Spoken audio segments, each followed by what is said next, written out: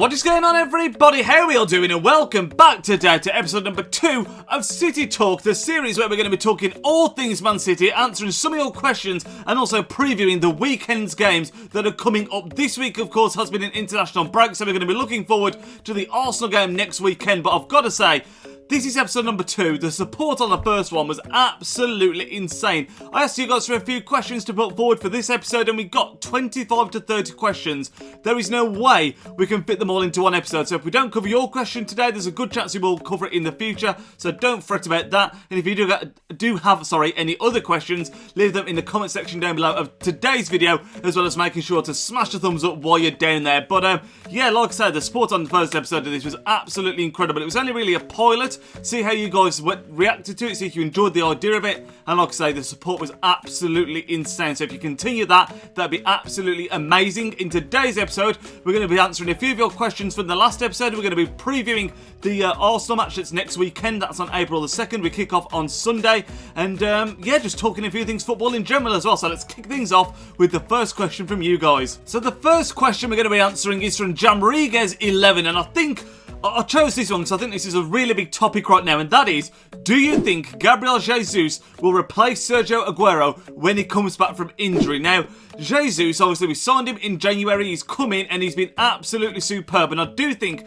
the one thing that Pep Guardiola loves about him, other than the fact that he's a fantastic talent that maybe Aguero doesn't have, is the fact that he puts a shift in. He works for the team, he tracks back, he gets forward, always making runs, always on the move. And Aguero, although he is a world-class striker, is sometimes, I don't want to say lazy, but he's a classic striker. He gets into the box, he's a great poacher, but he doesn't really help the team out defensively, and that is something that I do think Guardiola wants from the whole team, basically, not just his striker, not just his defence. He wants everyone to be attacking and defending as an entire unit. So for me, I actually think that when Jesus returns back to fitness, I think you're going to see him slowly creeping back into the team at first. I do hope that it doesn't rush him into the team. There's been a few people actually commenting on videos lately saying he's rumoured to be back for the FA Cup game. I don't want them to rush him back. He's only young, he's got a lot of potential, and the last thing that we want to see is for him to be rushed back into the team and to pick up another injury again. So the first things first, you can only bring him back when it's right. I think you should slowly start to ease him back into the team, bringing him off the bench.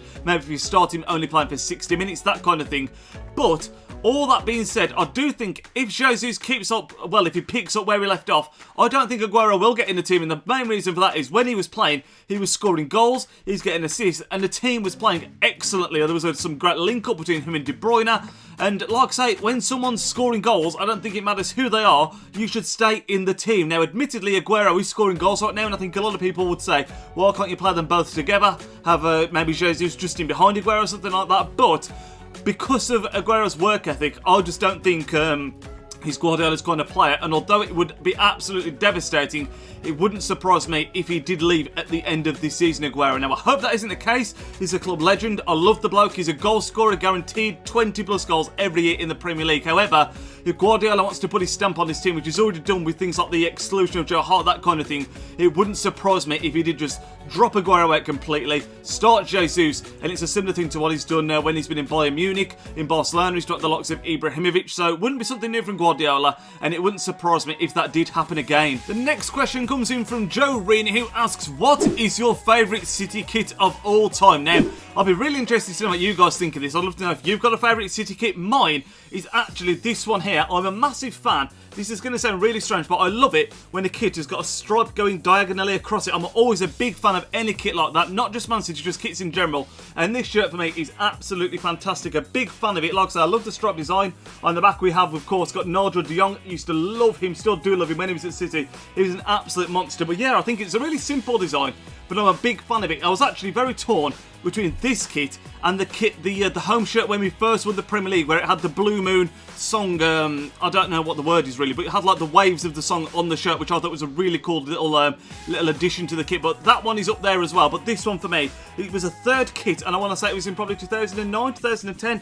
Absolutely love it. Question number 3 of today's video comes in from Thomas Indrix, who asks, do you think Man City will keep Joe Hart when he comes back from loan? I mentioned Joe Hart briefly earlier on, actually, when I was talking about Pep Guardiola putting his stamp on the team, and it's interesting time to talk about it because obviously he's playing for England. He played for England against Germany, and actually there's a couple of moments where his distribution did look like it had improved, but then there was also a couple of incidents where he kicked it straight out to play, and you think, Joe, if you're not improving, you're not going to get back into the Man City setup. And again, it's a shame, similar to what I was talking about Aguero earlier, because Joe Hart, for me, club icon, legend, very passionate guy, loves the club in my opinion, and it would be a massive shame to see him go, particularly if it was to another Premier League rival. I mean, I know he's linked a lot with the likes of Liverpool, and I'd hate to see him go there. I would be gutted if he went to Liverpool. And like I say, if he was to go in general, I would be, I was devastated when he went on loan, to be honest. And when you look at how Bravo's got on, you know, you think, were we really better off keeping Joe Hart? 'Cause in my opinion, I know it doesn't suit the Guardiola play style, but a goalkeeper, first and foremost, should be great at stopping goals going into the net. Stuff your distribution, forget your short passing. First and foremost, your goalkeeper needs to be able to stop shots, and that's something that Bravo hasn't been able to do. Credit to Willy Caballero, who's been a backup for us for the last 2 years. He's coming, and for me, he's looked very, very solid, and his distribution's actually been pretty decent as well. But will Joe Hart ever play for us again? I hope so. But honestly, I don't think he will. I think if it doesn't work out with Caballero, if it doesn't work out with Bravo, you'll probably just see him bringing in another goalkeeper again, which will be a massive, massive shame.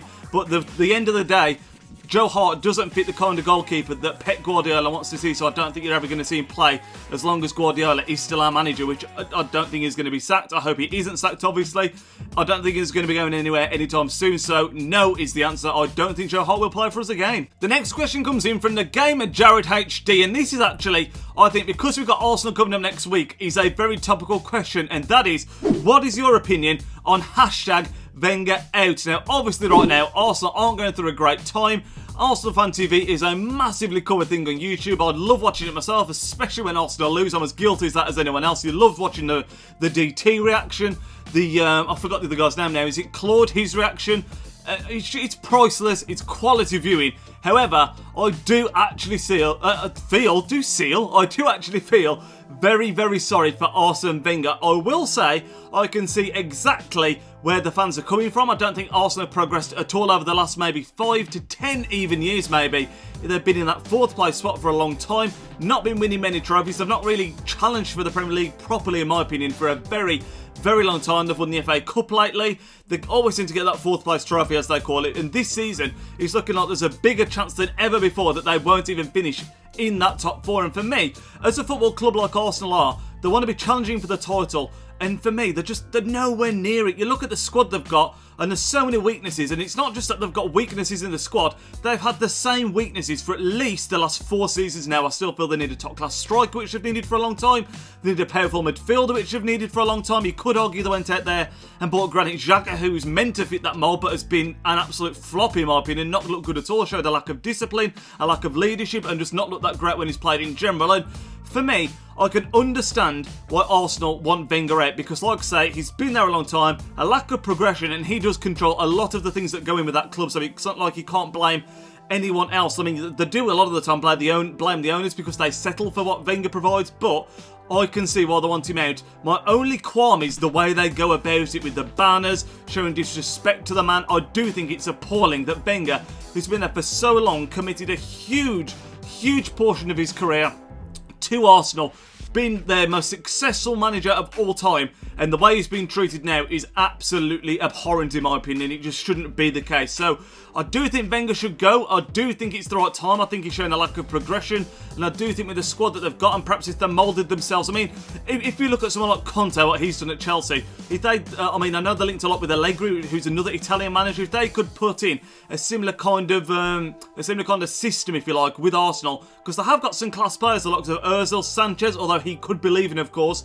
I do think they could do a lot better than they currently are. They just need a couple more signings. The players that I've just mentioned, like a better striker, a more powerful midfielder, that kind of thing. I do think they could then potentially challenge for the league title. But the thing is, I feel like I say that every single year, Wenger fails to provide. So in my opinion, it's maybe time for Wenger to step to one side, get someone else in to try the helm at Arsenal. But like I say, I just think it's appalling that the way that they've gone about trying to get rid of him, basically. And the last thing we're going to talk about, which is linked into Arsene Wenger and Arsenal, of course, is the match preview for the Arsenal game next week. We do play on Sunday. It's at the Emirates and it's going to be a very interesting game. As a Man City fan, I always hate going to the Emirates. I feel like we always struggle there. I feel like we struggle particularly against teams that keep the ball well, that see a lot of the ball. And I think that's just because we're so used to dominating possession that when a team does it against us, we sometimes we struggle to adapt. So hopefully we can come over that first and foremost. I think the team's going to be looking very strong. There's not many injury concerns. Of course, Company's been out for a long, long time.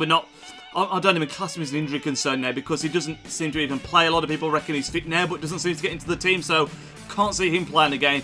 But I think the likes of Sane, who's been on exceptional form lately, Sterling has been in exceptional form lately, and Aguero, hopefully, can keep on going as well. I think that front three, if we're able to adapt our system and play a bit more on the counter-attack, could have huge success at the Emirates. But my massive concern is that, like I say, Arsenal are going to see a lot of the ball. They're going to be pulling our defence around, and honest to God, I don't trust us to keep a clean sheet at the best of times. So going to the Emirates, I think we are definitely going to be conceding 1 or 2 goals more than likely. I know we've kept a lot of clean sheets lately, but at the Emirates, I do think we'll probably be pulled apart a lot. And the likes of Otamendi, who's not been fantastic this season, I can see once again being a bit of a liability. So I'm going to make a prediction, and that prediction is going to be a draw. I think it's going to be a score draw. I'm going to predict 2-2, a goal for Aguero, and I'm going to say a goal for Yaya Toure as well. And for Arsenal, I think the goals are going to come from Sanchez and Giroud, because I think we're going to struggle to deal with Giroud's heading and his aerial dominance, if you like. So I'm going to go for a 2-2 draw. I'll be really interested to see what you guys think. Again, leave your comments down below for questions and your predictions for the Arsenal game next weekend. But that is going to end off this episode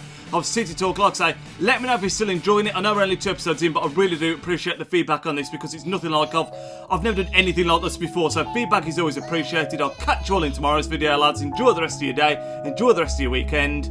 Nidge out.